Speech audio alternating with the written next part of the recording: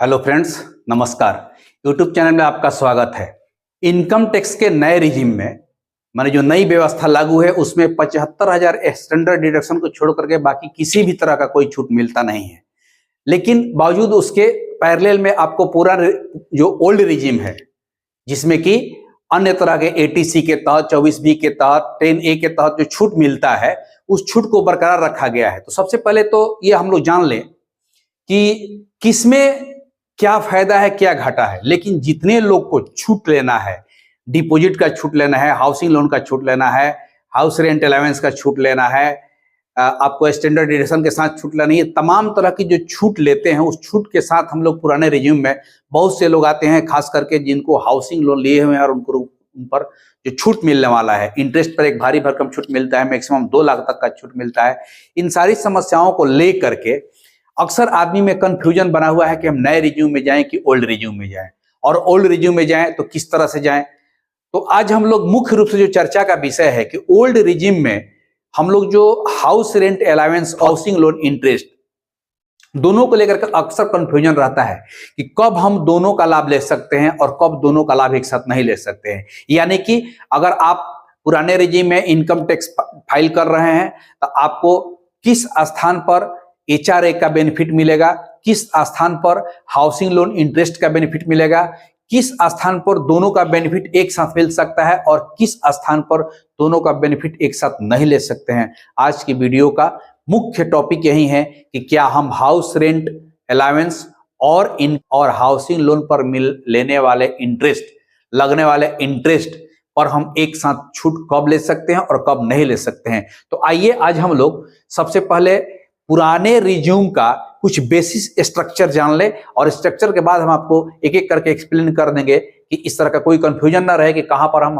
Housing loan का interest का छूट ले सकते हैं और कहां पर HRA का छूट ले सकते हैं। तो आइए बोर्ड पर हम एक स्ट्रक्चर बताते हैं ओल्ड रिज्यूम का। तो एक नजर में ओल्ड रिज्यूम का हम लोग बेसिक स्ट्रक्चर देख ले, जहां से हम लोग अपना TDS जब फाइल करते हैं तो टैक्स का कैलकुलेशन कैसे करते हैं। देखिए, पहले सबसे ऊपर आप ग्रॉस सैलरी लीजिएगा, जो भी आपका एक वर्ष में ग्रॉस सैलरी आता है। ग्रॉस सैलरी में आपका टोटल बेसिक DA HRA वगैरह सब मिल करके आता है। उसके बाद plus other income. Other income में जैसे मान लीजिए कि आपका सेविंग अकाउंट पर इंटरेस्ट आया है, उसका अदर इनकम ले सकते हैं। अगर आपका कोई मकान है उसको रेंट पे दिए हुए है, रेंट आ रहा है तो उसको अदर इनकम अकाउंट कर सकते हैं, या जो भी सैलरी के अदर देन सैलरी जो भी आपका अमाउंट एक इनकम आता है उसको उसमें लेते हैं, और दोनों मिल करके ये टोटल अमाउंट बन जाता है। अब उस टोटल अमाउंट में हम क्या क्या कब कब छूट लेते हैं, तो 1013A माने 1013A के तहत हाउस रेंट अलाउंस का छूट लेते हैं। हाउस रेंट अलाउंस का छूट मैक्सिमम 36,000 तक लेते हैं। अगर उसके ऊपर लेना है तो आपको रेंट रिसिप्ट देना पड़ता है। दूसरा लेते हैं 24B के तहत इंटरेस्ट ऑन हाउसिंग लोन। अगर हम हाउसिंग लोन लिए हुए हैं तो उस कंडीशन में हमको उस पर पे करने वाले जो इंटरेस्ट होता है उसका भी बेनिफिट मिलता है। उसके बाद दोनों को घटाने के बाद मैंने टोटल में से दोनों को घटा दीजिएगा तो जो नेट अमाउंट बनता है उसमें से आपको एक स्टैंडर्ड डिडक्शन मिलता है 50,000 का। तो उसको माइनस कर लीजिए। माइनस करने के बाद जो भी आपका यहाँ पर अमाउंट बचेगा उसी अमाउंट में से आपको 1.5 लाख तक छूट मिलेगा ATC के तहत, जो कि डिपॉजिट के तहत आता है। उस 1.5 लाख में आपका हाउसिंग लोन का जो प्रिंसिपल अमाउंट है वो ऐड हो सकता है, LIC ऐड हो सकता है, GPF ऐड हो सकता है, NPS ऐड हो सकता है, ATC के तहत छूट मिलता है वो ऐड हो सकता है। वो मैक्सिमम 1.5 लाख तक कहीं ले सकते हैं, चाहे आप कितना भी इन्वेस्टमेंट कीजिए, 1.5 लाख से अधिक नहीं जा सकता है। उसको जब इस अमाउंट में से माइनस करते हैं तो जो भी अमाउंट आता है उसको बोला जाता है टैक्सेबल अमाउंट, यानी कि अब इसी पर आपका टैक्स का गणना होगा। अब उस टैक्स के गणना में ओल्ड रिजीम का जो स्लैब हो, क्या आप देख लीजिए कि 2.5 लाख तक आपको नील, यानी कि 2.5 लाख तक जो भी टैक्सेबल अमाउंट है उसमें आपको कोई टैक्स नहीं लगेगा। 2.5 लाख से ऊपर 5 लाख तक 5% देना है। 5 लाख से लेके ऊपर 10 लाख तक आपको 20% देना है, और 10 लाख से जब ऊपर हो गया तो 30% देना है। तो ये हो गया आपका ओल्ड रिजीम का बेसिक स्ट्रक्चर, जैसे जिसमें कि हम लोग टैक्स का कैलकुलेशन करते हैं। अब सबसे इंपॉर्टेंट चीज हो गया हमारा वही हाउस रेंट अलाउंस और इंटरेस्ट और हाउसिंग लोन। मुख्य फोकस यही है कि कब हम दोनों का बेनिफिट एक साथ ले सकते हैं और कब दोनों का बेनिफिट एक साथ नहीं ले सकते हैं। तो आइए अब हम लोग उसके बारे में जाने डिटेल, जिसके बारे में हम लोग को ये चर्चा करनी है। तो यहां पर देखिए, house rent allowance plus housing loan interest, यही दो के बारे में हम लोग का डिस्कशन है। तो यहाँ पर दो को हम ब्रांच बना दिए हैं। एक यह ब्रांच है कि दोनों का लाभ कब ले सकते हैं। तो पहला कहता है कि रेंट के मकान में रहते हैं और आपका घर अंडर कंस्ट्रक्शन है, यानी कि मान लीजिए कि आप हाउसिंग लोन ले रहे हैं, ले चुके हैं और उससे आप अपना घर बनवा रहे हैं, लेकिन घर अंडर कंस्ट्रक्शन है। तो निश्चित रूप से जब आपका घर अंडर कंस्ट्रक्शन है तो आप रेंट के मकान में रहते होंगे, तो एक तरफ आप हाउसिंग लोन का इंटरेस्ट भी पे कर रहे हैं बैंक को, और एक तरफ आप जिस मकान में रहे हैं उसको रेंट भी पे कर रहे हैं। तो उस कंडीशन में आप दोनों का बेनिफिट एक साथ ले सकते हैं। दूसरा कहता है कि रेंट के मकान में रहते हैं और अपना घर वर्किंग सिटी से बाहर है। अब देखिए, अब जैसे मान लीजिए कि आप जिस जगह पर अपना नौकरी कर रहे हैं, आप वहां पर किसी रेंट के मकान में रह रहे हैं और आपका जो लोन से बनाया हुआ घर है वो आपके शहर से कहीं बाहर है, वर्किंग प्लेस से दूर है।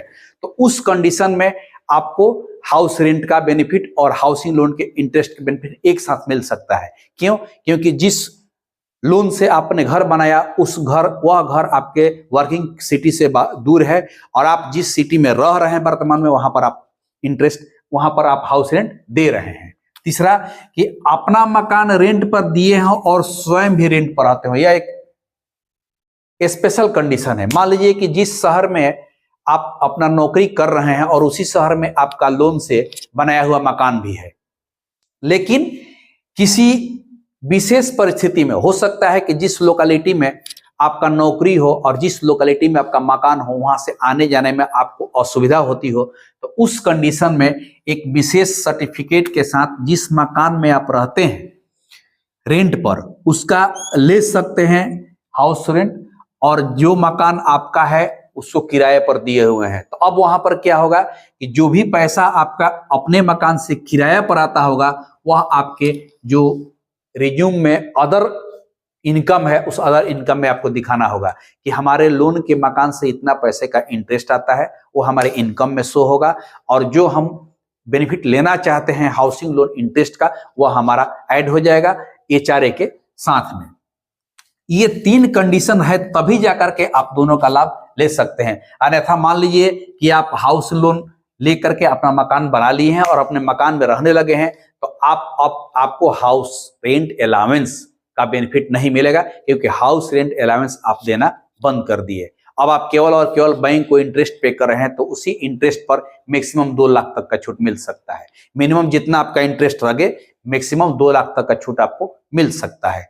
तो 2 लाख तक छूट लेने के लिए ये इतना कंडीशंस है, और इस पुराने रिज्यूम में अगर आपको हाउसिंग लोन का बेनिफिट लेना है, HR का बेनिफिट लेना है, तो आप अक्सर इसका ख्याल रखिए कि जब कभी भी दोनों का बेनिफिट लेना हो तो ये तीनों कंडीशन आप पर लागू होना चाहिए। अगर इस तरह का वीडियो आपको पसंद आ रहा है और आप चैनल पर नए हैं तो चैनल को सब्सक्राइब कीजिए, लाइक कीजिए और अधिक से अधिक लोगों को शेयर कीजिए। नमस्कार।